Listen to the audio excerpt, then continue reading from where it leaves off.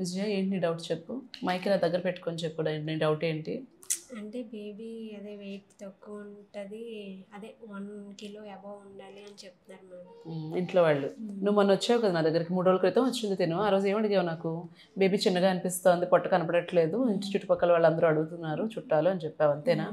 క్లినికల్గా examine చేసి baby బాగానే ఉంది అని ఆ రోజు అమ్మాయికి చెప్పాను. అయినా సరే షీ వాజ్ నాట్ హ్యాపీ అనమాట. ఎవరు మీ అత్తగారు అంటున్నారా ఇంటి చుట్టుపక్కల వాళ్ళు అంటున్నారా? వీళ్ళ అత్తయ్య గారు అంటున్నారు, చుట్టుపక్కల వాళ్ళు అంటున్నారు ఏంటి పొట్ట కనిపించట్లేదు, బేబీ చిన్నగా ఉందేమో ఎదుగుతుందో లేదో అని చెప్పి అమ్మాయి మైండ్లో డౌట్ పెట్టారు. సో 3 డేస్ క్రితం వచ్చింది, అంతా బాగానే ఉందని చెప్పాను. అయినా కూడా she was not happy. So మళ్ళీ ఇప్పుడు నేను గ్రోత్ స్కాన్ చేయించాను. గ్రోత్ స్కాన్ చేసినప్పుడు ఏంటంటే మనకి మెషిన్ అనేది వెయిట్ని ఒక పర్సంటైల్ లాగా ఇస్తుంది. అంటే ఒక నెంబర్ ఇస్తుంది అనమాట. ఈ పర్సంటేజ్ దగ్గర ఉన్నది అంటే ఇప్పుడు మనం 1 నుంచి 100 వరకు కనుక లెక్క వేసామనుకో, తక్కువ వెయిట్ ఉన్న baby first place, highest weight ఉన్న బేబీ 100th ప్లేస్లో ఉంటుంది. ఓకే, సో అలా లెక్క వేసి నీ బేబీ ఎంత రేంజ్లో ఉందని ఇచ్చింది ఇక్కడ 25th ప్లేస్లో ఉంది baby, which is normal range. అర్థమైందా? బిలో 10th ప్లేస్ ఉండకూడదు, అబోవ్ 90th ప్లేస్ ఉండకూడదు. See from 11 to 89 is normal range. Okay, ఇప్పుడు బేబీ నార్మల్ ఉన్నట్టే కాదా? నార్మల్గా ఉంది కదా. ఈఎంఐ ఏం లెక్క వేస్తుంది? 800 grams సంథింగ్ ఉంది బేబీ అని చెప్పాను. 834 grams ఉందని చెప్పాను. ఎంతే ఉంది ఏంటి, 1 kg ఉండాలి కదా అని అడుగుతుంది. సో అది 800, 1000 లేకపోతే 700, 1400 అన్నది కాదు.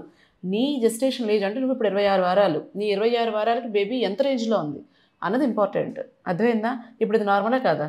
నార్మలే కదా. ఇది చూపించి మరి ఈ రేంజ్ చూపించి మరి నార్మల్ అన్నా కూడా లేదు మేడం మా ఇంట్లో వాళ్ళందరూ ఇలా అంటున్నారు అంటే ఇంకా దానికి ఆన్సర్ ఏముంటుంది?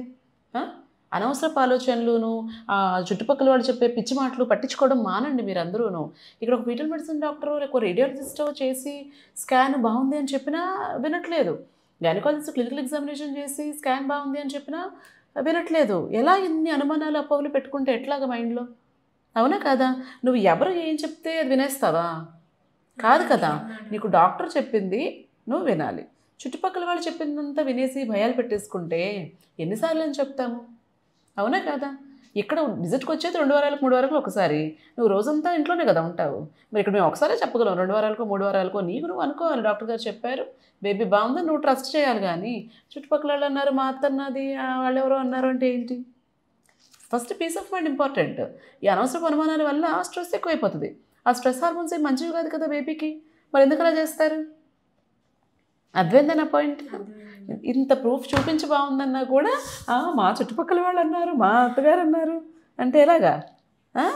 అనుమానాలు తీసే బ్రెయిన్లోంచి చక్కగా హెల్దీ ఫుడ్ తిని మంచిగా వాకింగ్ అది చేసుకుంటూ ఉండండి, సరేనా? 2 weeks తర్వాత రా.